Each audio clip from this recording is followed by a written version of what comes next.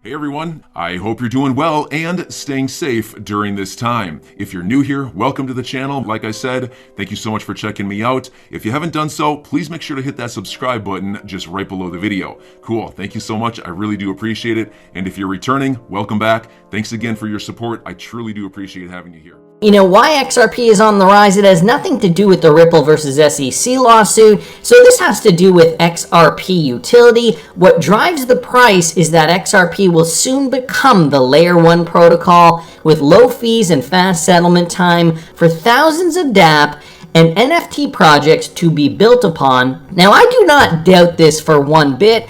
I personally do not think we are seeing that XRP rally because of that. I mean, XRP, it's funny.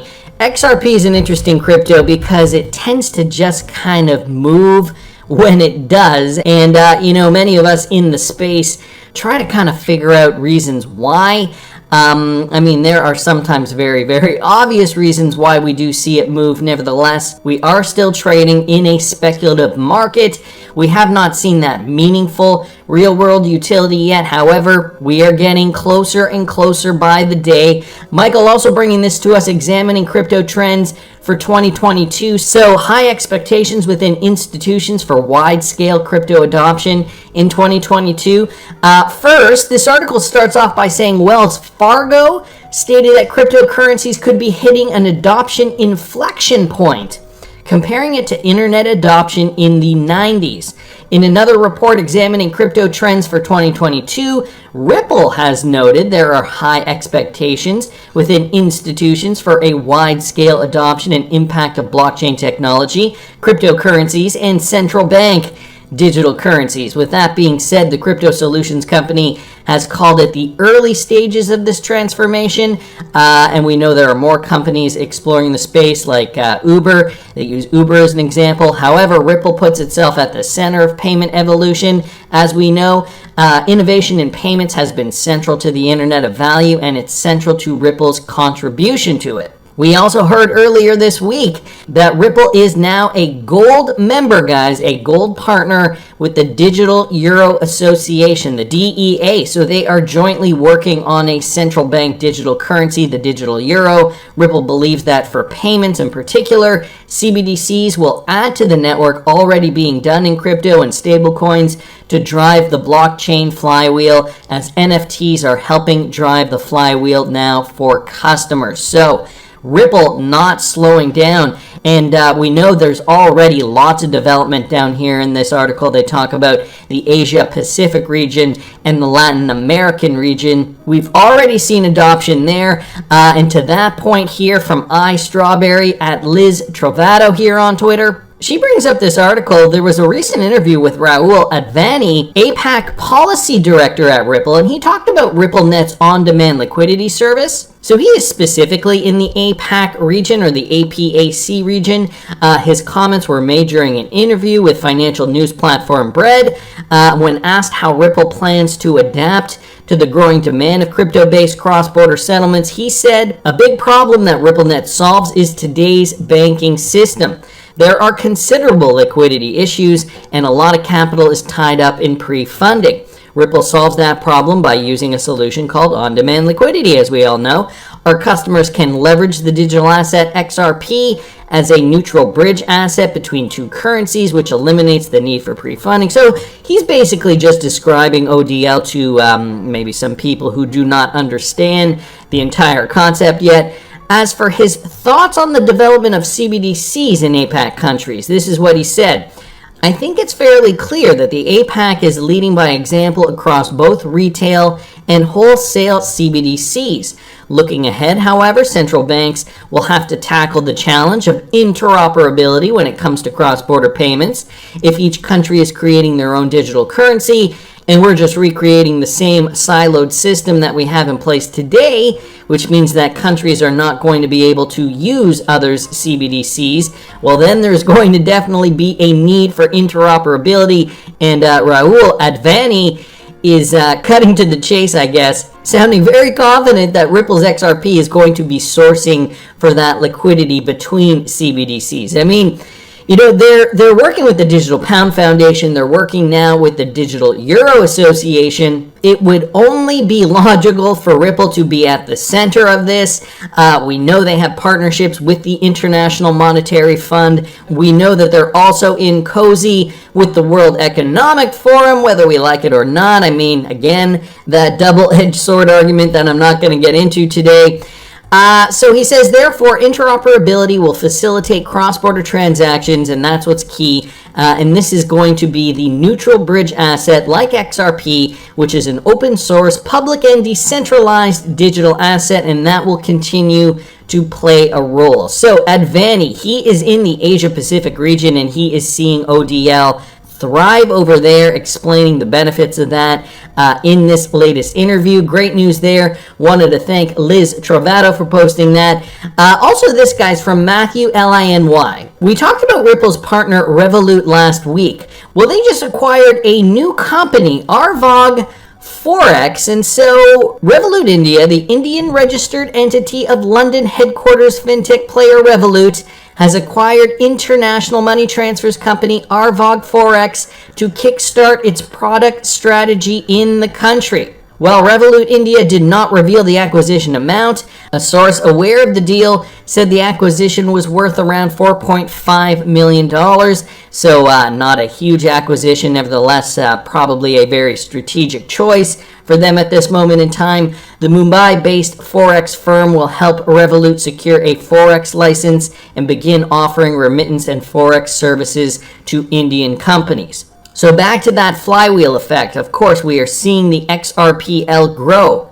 More adoption, more growth. XRP going to be utilized in more facets of the new financial system. That's beneficial for XRP holders, and also, of course, for the speculative run. This could get the crypto market kick-started back again into bullish territory. So, all eyes on this.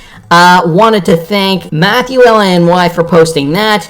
Guys, we also saw this. This is another one here from Ant1 on Twitter, and this has to do with Ripple partner Worldline. They bought Ingenico for $8.6 billion, and now they are also partnering with Spreedly. Now, this has to do with Spreedly. They're adding a local payment method offering via a partnership with Stripe. So we are seeing these partnerships extend further and further. So Spreedly, the provider of the leading payment orchestration platform, has announced that it is now able to offer even more local payment methods as part of a new partnership with Stripe. An effective payment strategy is built on working with the right payments partners and offering, obviously, the right types of payment methods. For many merchants and merchant aggregators, this includes offering customers a number of local payment methods, and then it just gives some detail on that.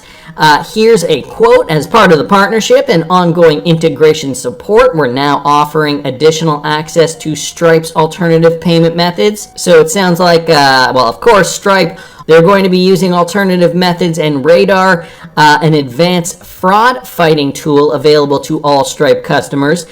This coming from Andy McHale, Senior Director of Product for Spreedly. This latest integration allows joint Stripe and Spreedly customers to offer their customers a variety of payment methods and provides access to Radar, helping to manage the fraud risks associated with accepting payments online. So Stripe, interesting, a competitor to Ripple. Nevertheless, this connection, the connection with WorldBuy and Ripple, and considering Worldline also a partner with Spreedly, I mean, I don't know, what does this say to you? They are also partnering with Stripe, so could there be some kind of mutual beneficial relationship in here? It is interesting to note, I mean, there is not going to be one cryptocurrency that rules them all. There isn't going to be one platform that everybody uses. There are going to be a lot of winners in this space, and I know even the guys at Ripple, they are cheering on everything, every fintech company, because the more the world gets on board with cryptocurrency adoption, the better it is going to be. And they've already been doing a great job at preloading this ideology into our psyches, right? Promoting cryptocurrency as something beneficial compared to back in 2017 when they were saying, it's a fraud and, Bitcoin is terrible and it's meant for money laundering and all this stuff. That's how they were framing it back then. Of course, since then we have seen much change. A global pandemic that has essentially changed our economies, I think everlasting. I think that there is a fundamental change that is going on now, and we are not going back to the old way. We are going to move into a new system.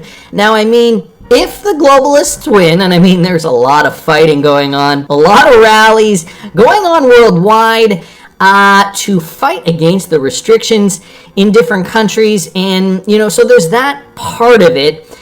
And I mean, I personally, if you want to ask my personal opinion, I do not think the World Economic Forum's plan will play out the way they intended. I think they will recoil. I think they will scurry and hide like the dirty rats they are. But I've always been of this opinion that, the financial system is still broken despite what they want to achieve with, insert your theory here. Despite what they want to achieve with that, the financial system was always at the center of this. And so follow the money. A new financial system is certainly going to be implemented throughout this decade. In what kind of capacity? Well, we just don't know. I mean, of course, there's the Ripple XRP part of this, the integration, many countries wanting to get onto a streamlined CBDC, and of course, there's the interoperability, and that's what Ripple solves for. Just to kind of show this to you guys, Citizen of the Future, a blockchain theory, posted this, and I know you guys have likely seen this already. When crypto regulations come into play, you will realize XRP is not a security. SafeMoon wasn't really safe. Tether was an unaudited fraud. And ISO 20022 interoperable DLT networks are the safest investment. I was just telling this to somebody the other day. Always look for those coins that solve problems, ISO 20022 compatible coins, and they're all listed here. This was a screen grab from, I believe, the Fed before they took it down. IOTA, XRP, Stellar's XLM. We got Algorand down here. XFin is also another one of those. This was the flow chart that they put up.